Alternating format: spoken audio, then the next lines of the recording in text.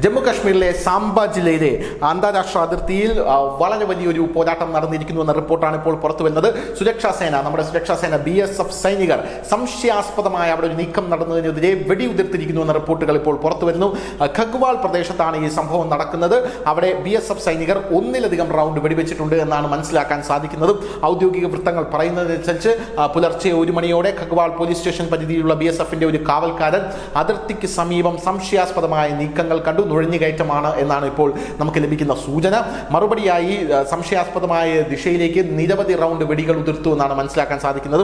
സംഭവത്തെ തുടർന്ന് സുരക്ഷാ വീഴ്ചയിൽ ഉറപ്പാക്കാൻ പ്രദേശത്ത് തിരച്ചിലും ആരംഭിച്ചിട്ടുണ്ടെന്നാണ് അറിയാൻ സാധിക്കുന്നത്. സ്ഥിതിഗതികൾ വിലയിരുത്താൻ DIG BSF ഉൾപ്പെടെയുള്ള മുതിർന്ന BSF ഉദ്യോഗസ്ഥർ സ്ഥലത്തെത്തിയിട്ടുണ്ട് എന്ന് നമുക്ക് മനസ്സിലാക്കാൻ സാധിക്കുന്നുണ്ട്. വലിയ രീതിയിലുള്ള നുഴഞ്ഞുകയറ്റം നടക്കുന്ന ഒരു മേഖലയാണ് ഇത് എന്നുള്ളത് കൊണ്ട് തന്നെ ഇപ്പോൾ അവിടെ നിന്നും നുഴഞ്ഞുകയറ്റക്കാർ കൂടിയിരിക്കുന്നതുകൊണ്ട് തന്നെ സൈന്യം വളരെയധികം ജാഗ്രതയിലാണ് അവിടെ മുന്നോട്ട് പോകുന്നത് എന്ന് പറയാതിരിക്കാൻ വയ്യ.